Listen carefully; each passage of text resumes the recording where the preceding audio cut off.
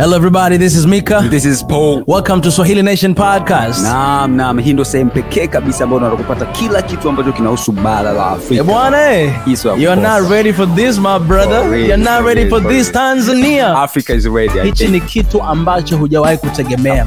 Kitu ambacho hakijawahi kutokea. East Africa, West, North to South hajawahi kutokea. Unajua bwana Paul, watu wamekuwa wanatutaka kwa muda sana kufanya hii session kwa Kiswahili. Sasa wa Tanzania wako wanalalamika sana. Tunatumia Kiingereza sana. Exactly. Nao tunatumia lugha ya Kiswahili. Wakati umefika sasa. This is the time. You stay right there, don't go nowhere, don't right? Go nowhere. Huu ni wakati ambapo Afrika inakwenda kubadilishwa. Kupitia vitu hivi, unajua? For real. Now we cannot do this without you guys. Hatuwezi kufanya vitu bila ninyi. Tunahitaji support yenu. Tu support kwa aina yote ile. Hata kama ni kusubscribe channel yetu, kulike, kushare huu ujumbe kwa sababu tunahitaji kila mtu apate huu ujumbe. Welcome to Swahili Nation. Thank you so much. Out of here.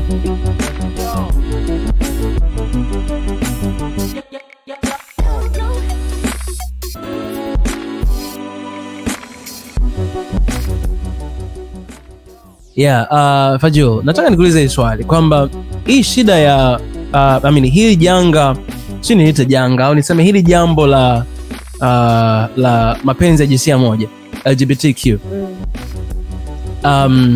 Ni msingi, unajua sisi kwa nini tunazungumza? Kwa sababu hamna mtu anazungumza hapa. Na kuzungumza ni vyema kwa sababu watu wanazungumza. Watu wanazungumza. Tunaongea siku zote. Behind the scene naongea, mimi nasikia sana. Na nasikia kwa bei nasikia, lakini sasa gossip ni nyingi sana. Sasa lakini kuna kitu kingine nataka tu attack little bit kwenye upande wa media. Media yetu ndio of course ipo kimya, hayaongei. Lakini kuna kitu ambacho kinaipush agenda sana. Sasa hivi hata kwa wale wenye watoto, please hakikisha watoto wasitazame katuni za kila namna. Kuna katuni sasa hivi zinakuja nyingi sana kwenye Disney. Zinakuja nyingi ambazo zinapush agenda kwa hali na mali kubwa sana. Kwa watoto wetu wanajifunza hivi vitu wakiwa wadogo, hata bila kufahamu. Wanaona ni kawaida. Wanaona mwanaume na mwanaume wabusiana, wanaona ni kawaida. Wanapendana ni kawaida. Yaani tunashabikia. Kwa watu wakubwa kama sisi teenagers na Netflix, kila movies zinazokuja kutoka hapo ni the same thing, zinaonyesha. Kwa hiyo kuna hii agenda ya kupush kwenye media, yani ina push sana. Ukiangalia sio BBC, sio CNN, unaona sasa, yani unaona kila kitu. Je, tufanyeje? Pajo, tufanyeje? Media imekuwa ni kama tatizo. Tufanyeje? Je, tuwazuie watu kuangalia Netflix? Tufanyeje ili tutoke katika hii? Yani mbadala wa hili ni vipi? Kwa sababu naona kama yani ukikataza kusema kwamba hivi na hivi, lakini kuna vitu ambavyo bado vipo, inakuwa haileti maana. Tufanyeje? Hilo swala kwanza kwenye media. Jingine nitauliza baadaye kidogo. Okay. Thank you for the question. This is a very wide question by the way. Na imegusa upande ambao ni worldwide. Na ukiondoa to this issue ambayo iko currently, media is good.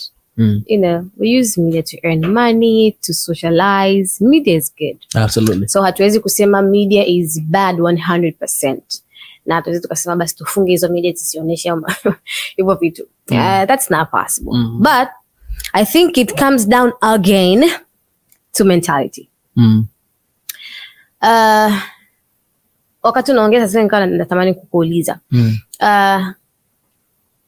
Inakuwaje unamchukulia mtu fulani kama role model wako? Ni kwa sababu amejikubali, anajiamini, na anafanya mambo ambayo yeye anayaamini, right? Like the source of strength inaanzia kwake. No matter when someone does that, anakuwa considered kama mtu great, right? That's where you draw, unamtazama na anakuwa inspiration kwenu, right? It's the same thing. Tanzania is not an inspiration to other countries kwa sababu we are looking au tunatazama nchi zingine ambazo hizo nchi zimeji zatiti kwenye kuhakikisha resources zao wanazifanyia kazi, wanakubaliana na culture zao, like they are helping each other kama nation to grow up. Nakumbuka we talked about this last week. Wakasema kwamba we were once the same level as Korea. Yes. We were. Yes. What's the difference now? You know? Yeah. Now Tanzania tuna uwezo kuiendea hiyo Korea. Ambayo tulikuwa sawa nao. Na huenda kuwa kuna asilimia kubwa sana za kuipita Korea. Of course. Dunia nzima. Exactly. Yeah. But waliamua kufanya vitu ambavyo vinahusiana na wao, wakajijenga kwenye mental wise, time, saving, you know, Tanzania tuna hiyo mentality. Tanzania si hatuna haraka bwana. Unawahi like, you know. So ndo maana Kilaga zanataka kwenda Korea. Naambia Korea iko hapa mzee, eh? Yeah. You know, like it's like every country is in Tanzania. I saw you what you did, man. I saw you what you did. So wakaamua ku respect their cultures na mambo yote yanayosana na country. Wakaanza kujitengeneza. Yeah. And now they are far away from us. Not because they're very different or they're very big, but it's because of kuanzia na hivyo vitu dogo ambavyo viko ndani ya nchi. And now we are looking up to Koreans. Yeah. Lakini what if Tanzania kama Tanzania itasimama? I love what Magufuli did kipindi cha corona. Nchi nyingi sana duniani walikuwa wako what were we calling it? Lockdown. Exactly, quarantine, right? Lakini Tanzania we were free. Not because hakukuwa na corona, but because Magufuli alifanikiwa ku-impact a faith kinda mentality. Hata hawakuwa na uoga wa corona. Na baada ya kuchukua na uoga wa corona ndipo ambapo corona pia ilianza kushuka na baadaye ikawa kawaida. Yeah. Right? Na nchi nyingine zikachukua ile ile. Exactly. Yeah. As a matter of fact, nchi zingine zitegemea Tanzania nitakupa huko taifa. Yeah, walisema tapotea. Walisema tapotea ile nchi tapotea. Gara barabarani. Yeah. But guess what? Sisi na maamuzi yetu. You know? So in other words, Tanzania is great, my friend. Yeah. I don't know when I'm thankful for SNN kwa sababu I believe tutafika tunakoelekea. Kabisa. Yeah. Kabisa. Halipo kazi ya madam. So back to the question. Nini kifanyike, right? And I strongly agree kwamba hii kitu kama Tanzania tumesema hapo tunakuwa inspired na tunakuwa influenced na social media. Tunawaangalia sana wa Marekani na watu wa huko nje ambao wanatuinspire. Now, if you look up to someone ambaye katokea amefika anaanza kufanya jambo ambalo la kawaida, you would also want to do the same thing ukifikiria kwamba it's the right thing to do. Yeah. Especially kama huyo mtu na yeye anakusaidia kwenye mambo yako ya hapa na pale. Just imagine your father leo ambaye ni sponsor kuanzia miaka iliyopita anakuja kukuambia mwanangu, tunaanza kuvuta bangi. Yeah. Yaani anahalalisha. Kwa sababu you look up to him. Yeah. Utakuwa na percentage ndogo sana au nguvu ndogo sana ya kukataa. Yeah.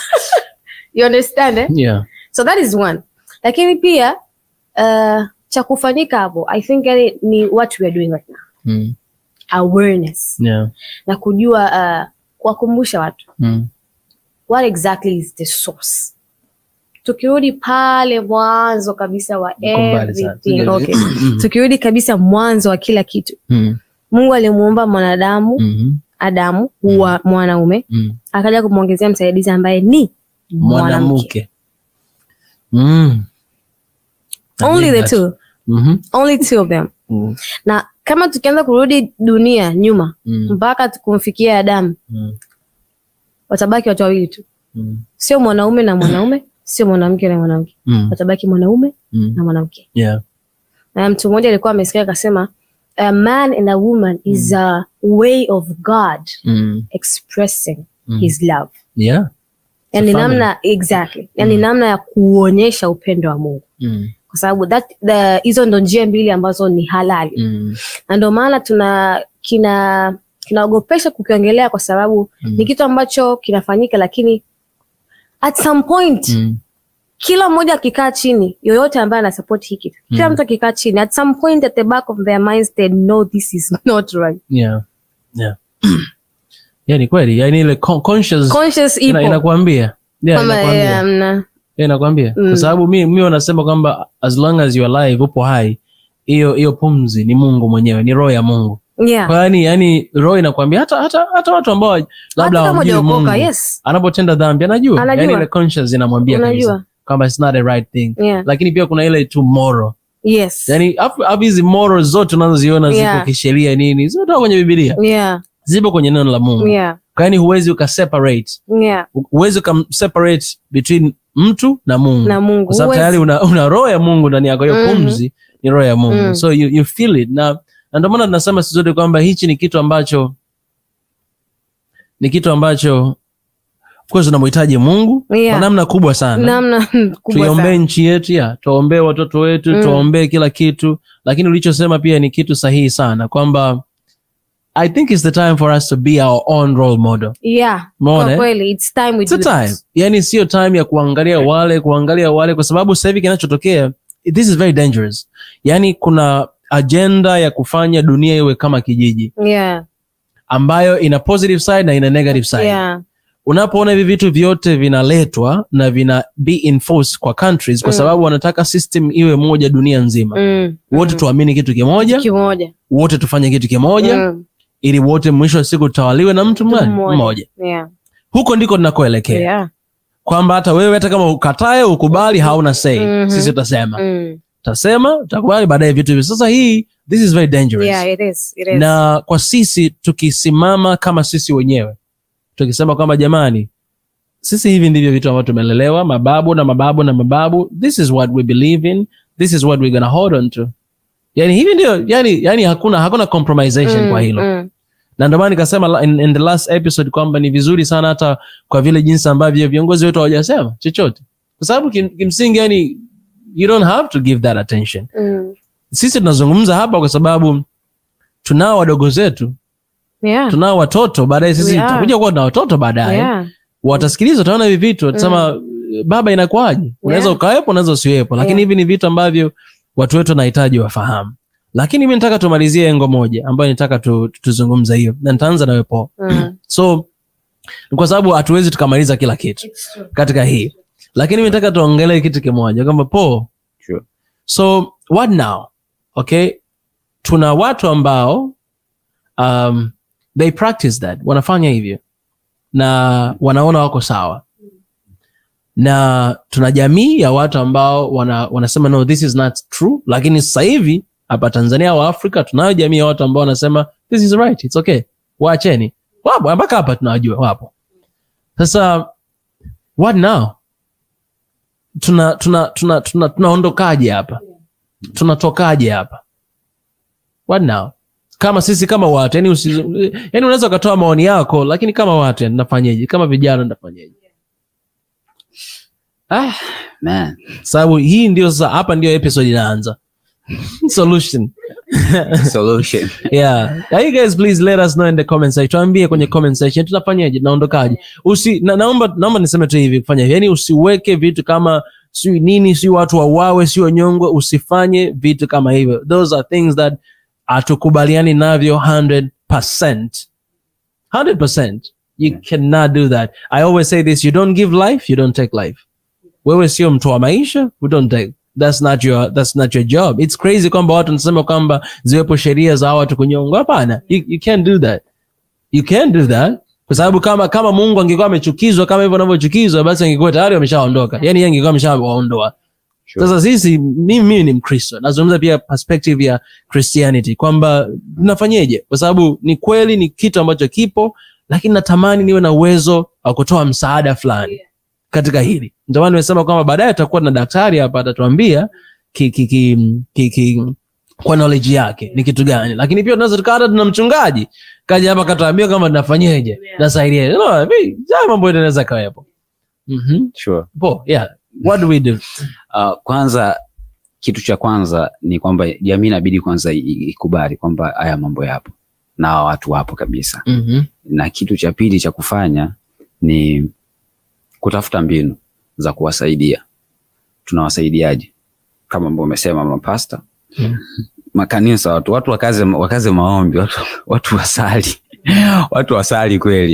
Yeah. Kwa sababu in another, katika upande mwingine, this is spiritual things. Yeah. So watu wasali sana. Alafu pia ni watoto. Wazazi inabidi kama mwanzoni pale umezungumzia masuala ya katuni, umeona. Na pia naona hata serikali imekataza kwamba watoto kuna vitabu alafu pia kuna watoto ambao ni umri kuanzia mpaka miaka mingapi hawaruhusiwi kwenda boarding sijui na nini. Yeah, that's one of the best solution kwa sababu mashuleni huko pia walikuwa zilikuwepo, unajua kwenye hizi si boys school girls zilikuwepo tumeziona sana hizo sana. Kwa that's one of the major ambao inabidi ifanyiwe kazi. Na katika ngazi labda ya juu kabisa serikali inabidi serikali iangalie, kwa sababu kuna njia ambazo in another way zinachangia kwa kiasi kikubwa sana kuinfluence hivi vitu. Na kuna watu wa kuzuia ni serikali. Kwa mfano masuala ya movie ambao umesema, masuala ya social network hizo na media zingine hivyo. Amezungumzia dada hapa kwamba mindset, you have to play with the mindset, lakini moja kati ya njia nyingine ni hizi social media. Najua uwezekano wa kuzuia upo. Ukienda kuna mataifa mengine masuala ya TikTok uwezo kukuta si WhatsApp si na nini. Hata ukienda China, unajua China hawana YouTube, unaona wamekataza kabisa. Google wamekataza kabisa. Au like unaweza kuona like Tanzania hizi websites za porn zimefungiwa sasa. Kama wameweza kufanya hivyo, basi kuna vitu vingine pia wanaweza kufanya hivyo. Watu wanatumia VPN. Bado pia kunaweza kuwepo na njia nyingine. Mimi siamini kwamba haiwezekani. Kuna njia nyingine ambayo inawezekana, hata VPN nazo pia zifanyeje, zisifunction, umeona. Kwa government inabidi ilifanyie kazi hilo, umeona. Sawa. Fajul, nini kifanyike? How are we moving away from this? Nini kifanyike? Well, Paul amesema vizuri. Kilaga umedondosha point mzee. Yani moyo wangu umeukuna kwa kweli. Nadhani na moyo wa Tanzania na Afrika wamekunika. Umesuzika. Well, nimependa point anasema kwamba pia this is spiritual. Kwa sababu 80% ya mambo yote yanayotokea duniani yameanzia kwenye ulimwengu usioonekana. Only 10% or 20%. Yes. Sasa 20% ndio tunaopambana nao kimwili. Ila tukiamua kupambana na hili jambo kiroho, kwa sababu tutaamua kama we all are spiritual beings. That's true. Sawa, na spiritual beings wana fight physically. Hapana, we fight spiritually. So hii ianzie kwa Mungu. Na ikianzia huko means tutapata pia na mawazo makubwa zaidi ya kuweza kusolve hii issue. Lakini pia I believe kila naye tutazama anatambua kwamba we are here speaking as Tanzanians. Hatuliongelea taifa lingine lolote. Tunaiongelea Tanzania kwa ujumla na mabara yote ya Afrika, right? Tanzania mpaka sasa hivi hajatoa tamko rasmi kwamba this is legal and something that we are okay with. Sasa at some point I believe hata rais mwenyewe anatambua hili swala, uzito wake, madhara yake, consequences, kwa sababu kila decision ambayo taifa itafanya kuna consequences. Na hizo consequences sisi wa Tanzania sasa tutaishi nazo. Sasa it's good kwamba hajatoa tamko, lakini na sisi pia wa Tanzania tunayo haki na mamlaka ya kufight tunapoweza. And that is why we are also here. So apart from spirituality, tunayo mentality pia. Kuwapa hiyo awareness. Kutambua kwamba yes, hivi vitu vinavyoonekana ni kawaida na ni viko sawa, like it's okay, jambo tu la kawaida, it's just pleasure, you know. But these things are deeper than what they think. Tunaonyesha tu vitu kwa mkono huu. There is this side that you don't see. Now when you focus only on the one side, siku huu mkono unageuzwa, hutoamini. Hutoamini. So kabla hatujafika huko kote, it's good we know and we are aware of what exactly is this thing. Kwa sababu ukiondoa hela, tujiulize, ukiondoa misaada ambayo tunapewa huko nje, kwa sababu wana nguvu ya kuiletea Tanzania jambo lolote, idea yoyote, chanjo, what, kwa sababu at some point wana mamlaka juu ya Tanzania. Of course. You know? So what if hakuna nchi ambayo ingekuwa na mamlaka yoyote juu ya Tanzania. Je, tungekubali? Yeah. Je, tungeconsider hata wanaotuletea? Not at all. Right? That was. Exactly. So now kama tusingeweza kufanya hivyo, kama hakuna hiyo factor ya hela, it means sisi bado tuna maamuzi ya kuamua are we going with this or not. I love that. Paju. You know, kuna kiongozi mmoja wa Burkina Faso anaitwa Tomas Sakara. Alisema whoever feeds you controls you. Exactly. Kwamba mtu yeyote ambaye anakulisha anakucontrol pia, yani anakuongoza. Kwa hiyo point uliyosema si kwa Tanzania tu, kwa Afrika nzima. Yes. Kwa kiwango kikubwa ambacho ya budget yetu nategemea misaada. Na kuna kundi la watu ambao, naomba tu niwe mkweli, kuna kundi la watu ambao wanaamini kwamba hatuwezi kuendelea bila misaada. Na kuna kundi la watu ambao wanasema tunaweza kuendelea bila misaada. Kwa sababu kabla ya ukoloni hatukuwa na misaada. Hao jamaa hata hawakujua Afrika iko wapi. Lakini mababu zetu waliishi.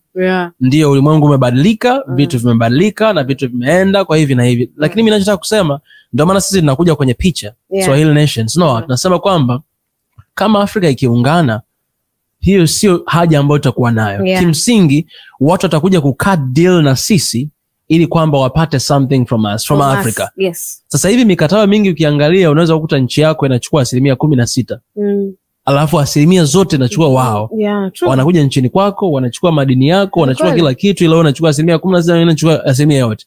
Ila kama sisi tunakuwa pamoja, yani hii it has to be 50-50. In fact it has to be 51-49 kwa sababu lazima sisi ndio tuwe wa maamuzi, decision makers. Ila kama tukiwa half hapo, yani wote mnaamua, mna agree na hivi. Hizi ni mali zetu. Hata kama tukiruhusu kwamba msichimbe, msiache, vizazi vyetu vya baadaye watakuja kuchimba, havitaharibika. Vizazi vyetu watachimba na ndio tunaenda future ya Afrika na ya watoto wetu. Ndio nasema kwamba sisi tunapokuja pamoja kama wa Afrika, tukiungana, haya mambo yanawezekana. Haya mambo yanawezekana. Sisi tutakuwa, yani mentality sisi tutakuwa tuko huru kusaidiana. Sisi wa Afrika tutasaidiana, tutapeana mkono. Mimi nimefurahi sana. Nimefurahi sana kwa mfano bwawa la Nyerere. Nimefurahi sana kwamba ni Tanzania na Egypt. Hizo ni African countries wanafanya pamoja. Nimefurahi sana tumeona juzi hapa Ikulu imejengwa na Watanzania 100%. Come on guys, let's do that. That was nice. Kwa kweli we need to say, inabidi tuseme tunaweza. Exactly. Na inabidi tuseme Tanzania, mama umeupiga mwingi. Kwa kweli. Na shout out to also the previous presidents. You know, hii vision ilianza toka kwa JK Nyerere, na all the president, na Mwinyi pale, tuna Mkapa, tuna Kikwete, tuna Magufuli, Jembe, tuna Mama Samia ndio amekamilisha na kumaliza. Unajua angeweza kusema kama unajua mimi nataka nianze project yangu nyingine au tubakie tu da.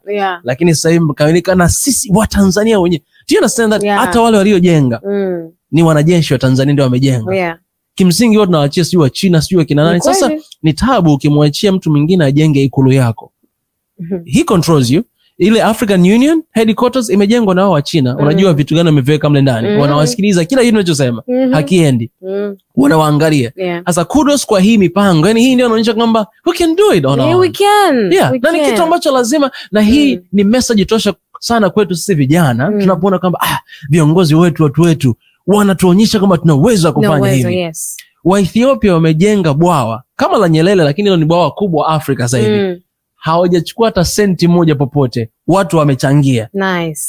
Na ni billions and billions of US dollar, ila watu wamechangia fedha zao, na ile bwawa limekamilika sasa hivi. Wa Afrika tunaweza, wa Tanzania tunaweza, tuna nguvu, tuna nia, tuna vijana. Tanzania asilimia vijana ni zaidi ya 70%. Afrika ni zaidi ya 60% vijana. Hii maligavi, angalia vijana, angalia point ambazo tunatoa. Let me look at the camera. Angalia hawa vijana. Yote anayeangalia kama ni kiongozi, kama nani, angalia hawa vijana, ni vijana wadogo. Kwa lugha ya mtaani nasema ni vijana wabichi. Point ambazo wamezitoa hapa leo. Wewe uniambie kwamba hii sio potential ya Afrika. Alafu kesho uje useme kwamba hatuwezi kufanya hili, tunahitaji misaada. No. Don't tell me that we need support. We don't need that. Kwa sababu tuna malighafi hapa. Tunajua what we need and we can do it and we are ready.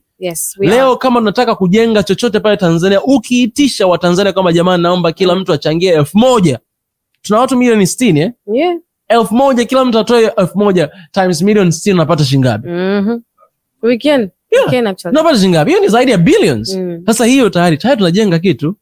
Umeona? Sasa hautakuwa unaweza kufanya hivyo kama system bado haiko vizuri. Umeona? Wa Ethiopia wamejenga ile bwawa wenyewe. Hivi unataka kumwambia nini Muethiopia sasa hivi kuhusiana na bwawa lake? Ndio maana walikuwa unajua walikuwa wanapinga hawa watu wa nani wa European Union, West walikuwa wanapinga, walikuwa wanasema huu ni uchafuzi wa mazingira, lakini pia walikuwa wanasema kwamba hii Egypt hawatakuwa wanapata maji sasa hivi na hivi. Hawajakubali.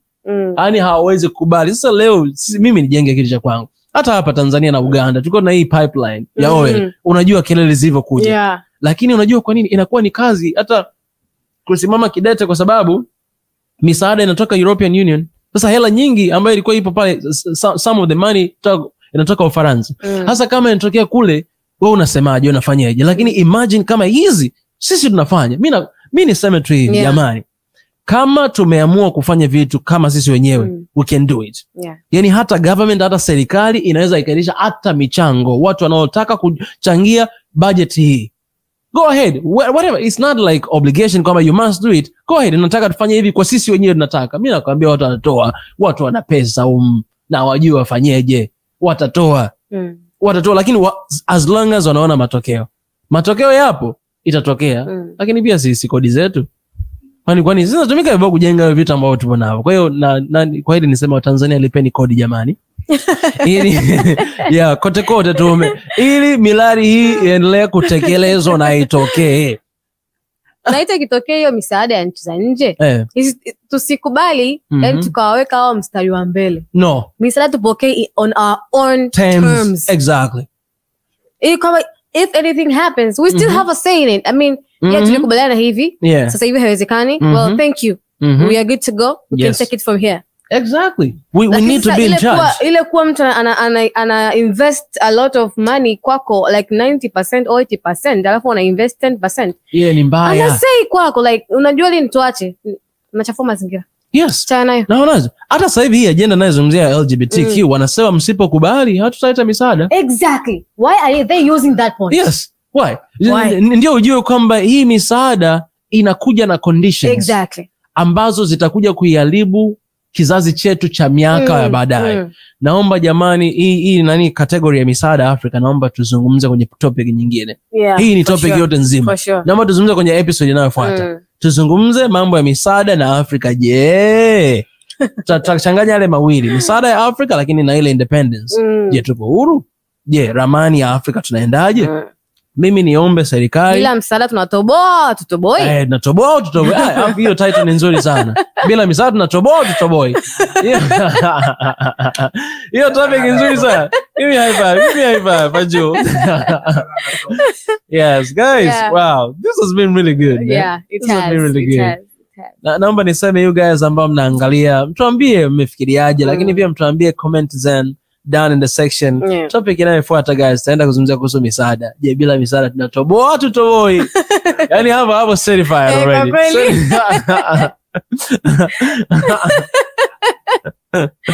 Well, let's start with you, Fajil. Just closing statement. Appreciate for you being here. Come on, neno lote la kusema mara mwisho kwa audience wetu ambao wanatazama. Sema alafu tenda kwa poa alafu tafunga. Well, I believe ayo tuliongea hapa yataweza kukugusa wewe unayenitazama sasa hivi mmoja binafsi, na kwa sababu mabadiliko yanaanza na mtu binafsi. Actually mabadiliko yanaanza na wewe. So if you take a step forward na kuhakikisha kwamba hili jambo unaamua kuwa aware nalo, na taking another step kuhakikisha kwamba watu wengine pia wanakuwa aware nalo, then I guess Tanzania will be the best country as it is. Kama ilivyokuwa siku zote. So apart from that, sisahau na nakumbusha tena kuhusiana na swala zima la mentality. Tufanye research, tuache kuwa ignorant, right? Tufanye research, tujue tunaileta normal knowledge kuhusiana na mambo yanaendelea nje, ndani ya nchi na nje ya nchi. Overall, like tuliyosema yote haya ni just a portion of yanayoendelea kwa nchi. So it's good not to be ignorant, and it's good to be knowledgeable. Kwa sababu hata Biblia imesema watu wangu wanaangamia kwa kukosa maarifa. Not kukosa fedha, not kukosa msaada, not kukosa nguvu, but kukosa maarifa. That is the only thing we need as Tanzanians. Kufika na kuwepo kwenye piki yetu ya mamlaka ni maarifa. Na watu wengine wanatuzidi kuna ni hapo tu I think ni maarifa wanatuzidi, right? Na if we invest in knowledge tutaweza kuwa pale ambapo tutakamani kufika and be, you know, our own country. Tutakuwa tunaupiga mwingi. Kwa kweli tunatoboa. I love the fact Paju amekazia nyama ya kile ambacho tulikuwa tunakizungumzia jana. Jana nimezungumzia swala la mindset. Nilikuwa wakati na finalize ile neno la mwisho kwamba mindset, kwamba we have to pray with our mindset. So thank you Paju kwa ukazia hizo nyama. By the way, her name is Paju. Ila tumempa jina jingine Paju. Yeah, mi neno langu la mwisho itakuwa ni, unajua kuna watu wengi sana mpaka sasa hivi wanasubiri kwamba rais wetu anasemaje. Yani kuna watu wako pale kwamba mbona rais wetu asemi, mbona asemi kitu, kwamba are we going with this or not. No, lakini watu wanasahau kwamba tuko na constitution yetu inavyosema, tuna sheria zetu zinavyosema. Kwa watu inabidi wawe aware, Tanzania constitution inasemaje, law inasemaje, na hata wao wanafahamu. Kila mtu anafahamu. Yeah. So like watu inabidi wawe aware na hicho kitu kwamba we don't have to wait like what our president she's going to say. Like we have to be aware that constitution yetu inasemaje, inaruhusu kitu au no, ukifanya sheria yake sheria inasemaje. So kila kitu kiko wazi. Mbali na hilo pia turudi tena nyuma, je, tamaduni zetu pia zinasemaje? Like kila sababu that's another culture ambayo iko ina be forced to our own culture. So sisi culture yetu inasemaje, inaruhusu kitu. Umeona, mbali na hicho Watanzania sisi ni watu wa dini. Kuna Waislamu, kuna Wakristo, whatever. Hata kama mtu anaabudu mawe au nini na nini, je, hiyo dini yako inasemaje kuhusiana na hiki kitu? Ya kuabudu jiwe jamani. Tusijajiane lakini. Jamani jiwe. Yeah, so we have to go there like dini yetu inasemaje, jamii yetu inasemaje. Umeona, ukifanya hiki kitu jamii itakuangaliaje? Kwa sababu like man, sio hata nisemaje. But ila ndo hivyo, nowadays watu wanaishi Netflix, wanaishi YouTube, wanaishi TikTok. So that's another thing ambayo serikali inabidi ifanyie kazi. So mimi pia niseme kwamba kwa wale wote ambao wanazungumzia swala hili, kwa wale ambao wana support, unajua watu wana uhuru, lakini kuwa makini sana, kwa sababu ni kizazi gani ambacho tunakijenga. Sana sana huko kwenye nchi zetu au Afrika. Kizazi gani tunakijenga. Lakini pia jua kwamba kuna siku, zaidi ya yote kuna siku tutasimama mbele za Mungu na kujibu. Si umeelewa? Yeah, sure. Tutatoa hesabu, tutajibu haya mambo. Kabisa. Kwamba wewe uliona kinatokea. Unafahamu kwenye Agano la Kale ukiangalia kuna adhabu ambazo zilikuwa zinatolewa mtu anauawa kama ukiona kosa limefanyika hapo usemi. Sure. Wanasema na wewe unapita. Yaani unaona kosa hujasema unapita nalo. Sisi hapa tunanawa mikono. Sio kiunafiki, tunanawa mikono. Unaona kwenye Agano la Kale itakuwa ya dola makabila, wewe pita huko. Umeona? Ni muhimu sana. Yaani muhimu sana kwa sababu na mimi naelewa hata watu ambao wanasema nataka viongozi waseme. Naelewa kwa sababu ni kiongozi, yani wewe ndio tunayekutazama. Kwa hiyo unachosema wewe si tunafuata. Umeona? Kwa hiyo tunaelewa. Na katiba umesema ni vizuri, lakini sio watu wote ambao wanafahamu katiba. Watu hawana kwanza. Hata hawajui hata nasemaje, wanasikia tu. Sure.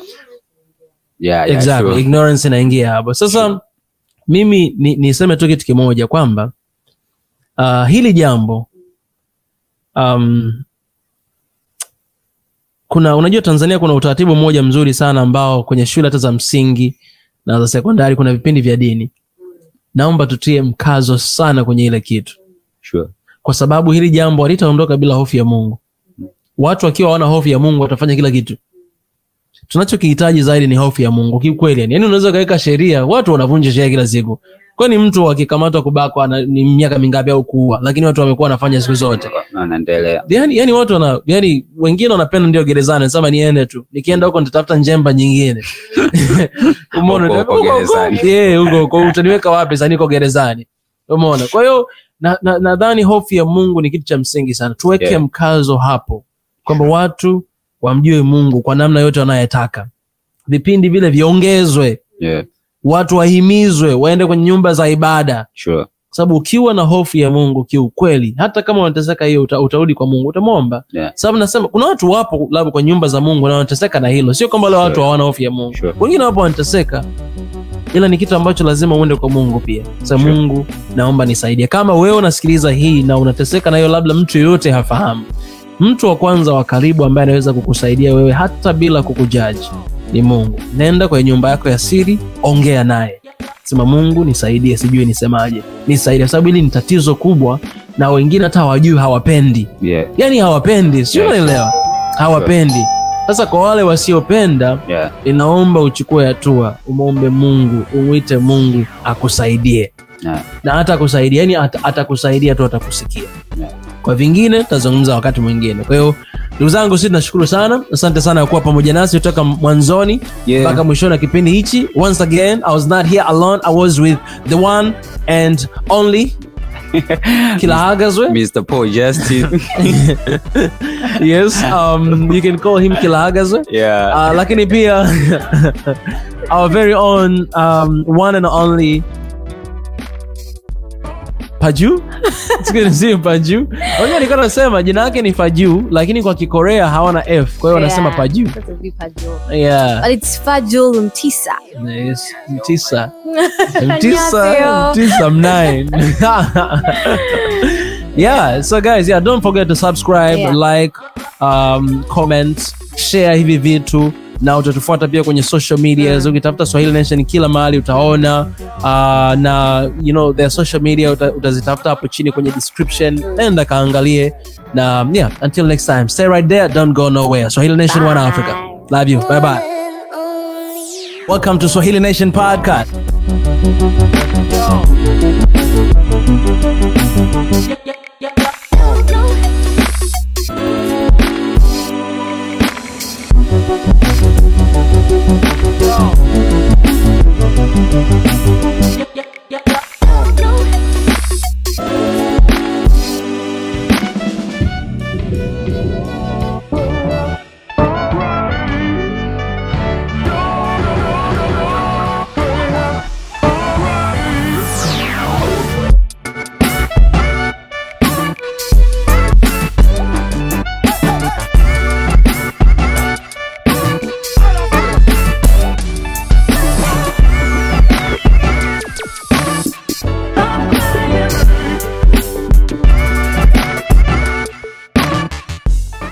Out of here.